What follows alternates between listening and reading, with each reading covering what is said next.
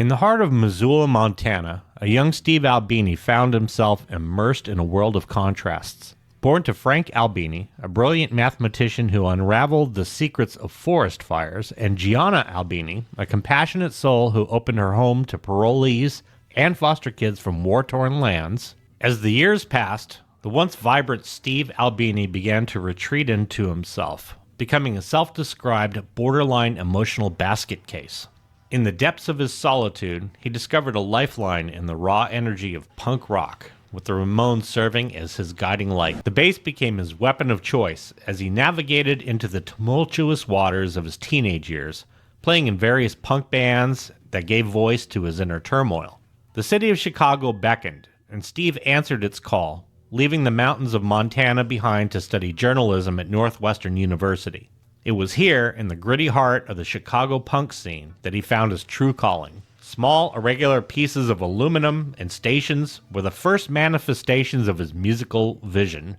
However, it was Big Black, formed in 1981, that would etch his name into the annals of punk history. Yet Steve's musical palette wasn't limited to the aggressive strains of punk.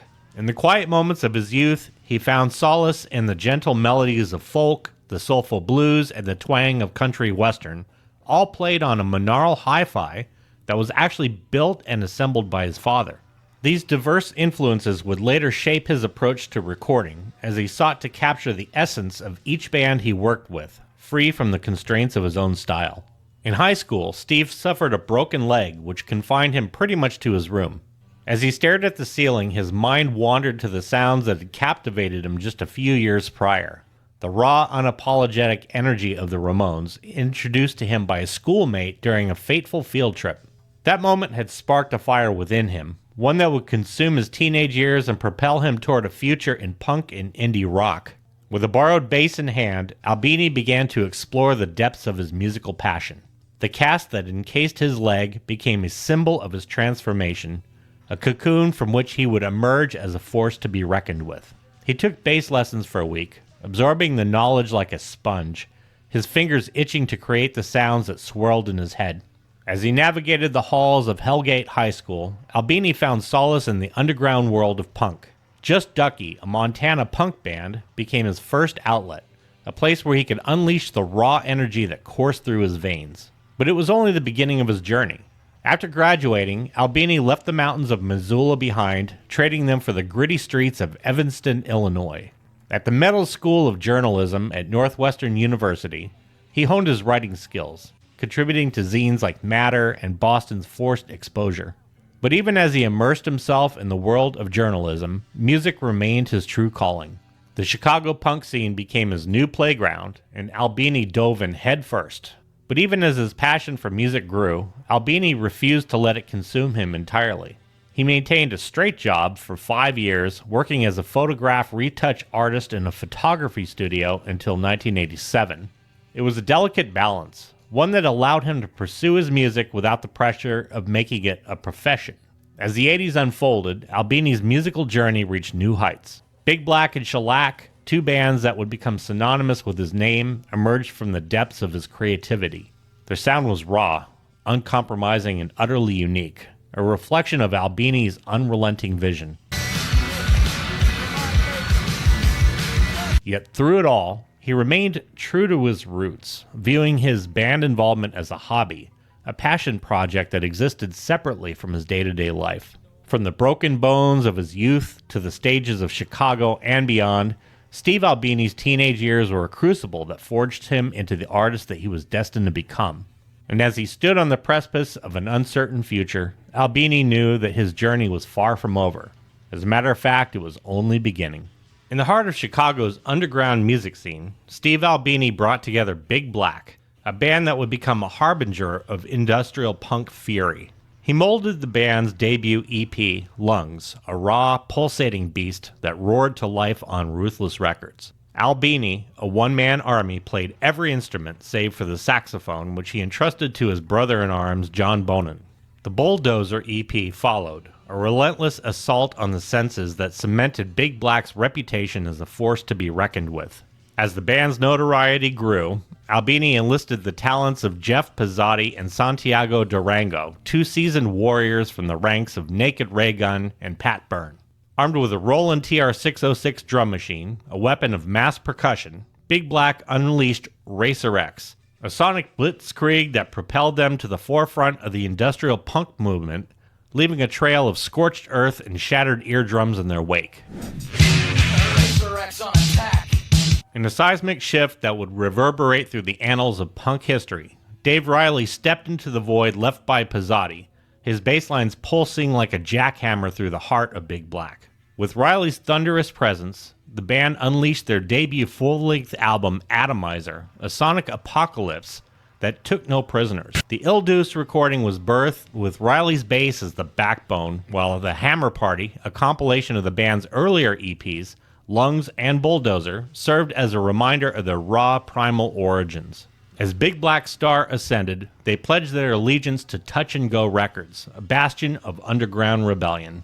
The Headache EP and the Heartbreak single, both bearing the Touch and Go seal, were complete standouts at the time.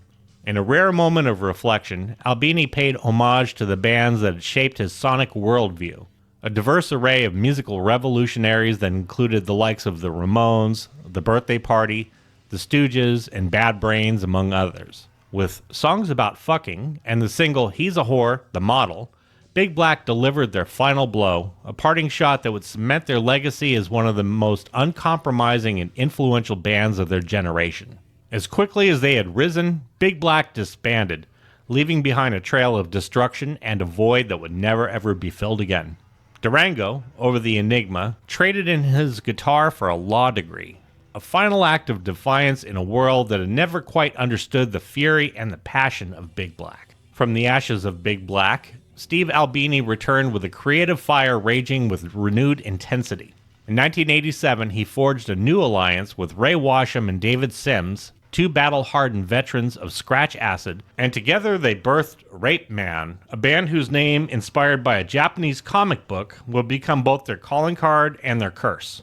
With Albini's snarling vocals and razor-sharp guitar, Washam's thunderous drums, and Sims' pulverizing bass, Rapeman unleashed a sonic assault that was as uncompromising as it was controversial. Two 7-inch singles, Hated Chinese and Inky's Butt Crack, were the opening salvos in a war against convention, while the Bud EP and the album Two Nuns and a Pack Mule served as the band's magnum opus, a sprawling, unrelentless masterpiece that pushed the boundaries of what was acceptable in rock music. But even as Rapeman's star burned brightly, the weight of their name began to take its toll. Years later, in a moment of candid reflection, Steve Albini expressed regret for the band's moniker, acknowledging that it was just a flippant and unconscionable choice, a bad tattoo that he would forever bear the burden of. For Steve Albini, the transition from musician to producer was a natural progression, born out of necessity and a deep-seated desire to capture the raw, unfiltered essence of the music that he loved. Having cut his teeth in the rough-and-tumble world of punk and indie rock, Albini had been playing in bands since the late 70s, and he quickly realized that if he wanted to hear his own music played back to him in all its unvarnished glory, he would have to take the matters into his own hands. And so, armed with a little more than a basic understanding of recording techniques and a burning passion for his craft, Albini set out to document the sounds of his own band, a ragtag group of friends and collaborators who were more interested in making big noise than making it big. But as the word of his talents began to spread, Albini found himself increasingly in demand, sought out by other bands who were eager to tap into his unique vision and no-nonsense approach. As his circle of clients grew, so did Albini's reputation as a producer who could capture lightning in a bottle, a man who could coax out the best of even the most difficult and demanding artists. And as the records he worked on began to make waves in the underground scene, Albini found himself fielding calls from an ever-widening pool of musicians, each one eager to have him work his magic on their own music. But even as his star began to rise, Albini remained true to his roots, eschewing the trappings of fame and fortune in favor of a simple, honest approach to his craft. Steve worked tirelessly to hone his skills, spending long hours in the studio learning the ins and outs of recording technology. He also developed a keen ear for the subtle nuances of sound that could make or break a record. Slowly but surely, over the course of nearly a decade, Albini began to carve out a niche for himself as one of the most sought-after producers in the indie rock scene. A man whose uncompromising vision and relentless work ethic had earned him a loyal following among musicians and fans alike. But even as he began to make a living from this craft, Albini never lost sight of the long and winding road that had brought him to this point, nor of the hard-won lessons that he had learned along the way. In a dingy, smoke-filled studio, Steve Albini hunched over the mixing console, his fingers flying across the knobs and faders. The Pixies were in the booth, their instruments screaming with raw, unbridled energy. Albini's eyes narrowed as he listened intently, his mind racing with ideas to capture the band's primal sound. He knew this album would be different, a sonic revolution that would redefine alternative rock. With each twist of the dial and flip of a switch, Albini sculpted the Pixies' music into something fierce and unforgettable. His innovative techniques etched Surfer Rosa into the annals of music history. The world was about to witness the birth of a legend, a producer who would forever change the way we hear rock by making an album sound refreshingly honest for once. Taking a daring approach, Steve Albini turned his back on conventional recording wisdom. Armed with a digital reverb, a pressure zone microphone or PZM, and a fiery determination to capture the Pixies' raw essence. He stalked the corridors of Q Division, strategically placing amps and mics trying to find the perfect room ambience. In a tiled bathroom, he conjured guitar sounds that would reverberate through the ages, while Charles' vocals, snarling through a guitar amp, became an intoxicating sound that defined indie rock. Albini painstakingly sliced and diced tape, weaving together a relentless tapestry of sound, each song bleeding into the next with reckless abandon. Surfer Rosa emerged as evidence of this audacious approach, flipping a proudly erect middle finger to the status quo. In a bold move that defied convention, Albini armed the drum kit with a lone snare top microphone, capturing the smack of the stick against the top head with that characteristic grungy snare top ring. He shunned the old under-snare mic, a decision that would become a hallmark of his unorthodox approach. With a stroke of pure genius, Albini conjured up a narrow frequency band, a secret weapon that he wielded from a separate fader on the mixing desk. And this sonic sorcery would allow him to sculpt the drum sound with surgical precision, creating a rhythm section that surrounded the listener as if they're sitting right in the room with the band going nuts at full volume. Steve Albini's uncompromising stance extended beyond the studio walls. He completely refused to line his pockets with royalties, instead demanding a mere $1,500 producer's fee. In a world where artists are often exploited by greedy labels, Albini stood alone as someone who is uniquely accessible, refusing to leave his fingerprints on the music that he helped create, a true arbiter of the Pixies' raw, unadulterated vision. Having produced or engineered over 1,000 records, the broad scope of Steve's work would probably encompass an entire channel on its own. But for anybody who knows who Steve Albini was, there was definitely one elephant in the room that had to be mentioned. In a bold move that would forever reshape the landscape of rock music, Nirvana, the band that had unwittingly become the poster child for the commercialization of alternative rock, made a decision that would send shockwaves through the industry. Enter Steve Albini, the iconic producer known for his uncompromising approach and disdain for the trappings of success. Steve Albini, who had recently penned a scathing letter denying rumors of his involvement with the band, found himself face to face with Kurt Cobain, the torture genius behind Nirvana's meteoric rise. Cobain, desperate to escape the glossy veneer of Nevermind, saw in Albini a kindred spirit, a man who could strip away the artifice and expose the raw, primal essence of their sound. Albini, for his part, recognized in Cobain's lyrics a strange intensity and subtle perversion, and in Dave Grohl's drumming, a virtuosic power that would propel the album to new heights. With a plan forged in the fires of their shared vision, Nirvana and Albini set out to create a record that would be a middle finger to the forces of commerce, a sign of defiance that would shatter the mold of what a successful band was supposed to be. Holed up in a Minnesota studio, the band worked with a feverish intensity, pouring their hearts and souls into every track, while Albini, true to his word, refrained from making musical suggestions, instead focusing on capturing the raw, unbridled energy of their performances. In Cobain's lyrics, Albini heard echoes of his own twisted worldview, a strange and unsettling intensity that lurked beneath the surface of even the band's most radio-friendly tracks. He marveled at the way the singer could take even the most mundane of subjects and imbue them with a sense of menace and unease that was at once terrifying yet thrilling. And then there was Dave Grohl, the powerhouse drummer whose ferocious beats and preternatural sense of rhythm had propelled Nirvana to the top of the charts. Chris Novoselic brought the true grunge element with his loose bass style and growling tone.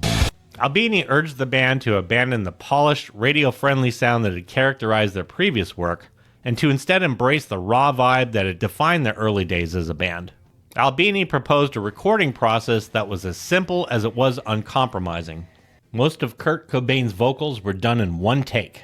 The band would work quickly and efficiently, free from the meddling influence of record company execs and the pressures of the music industry.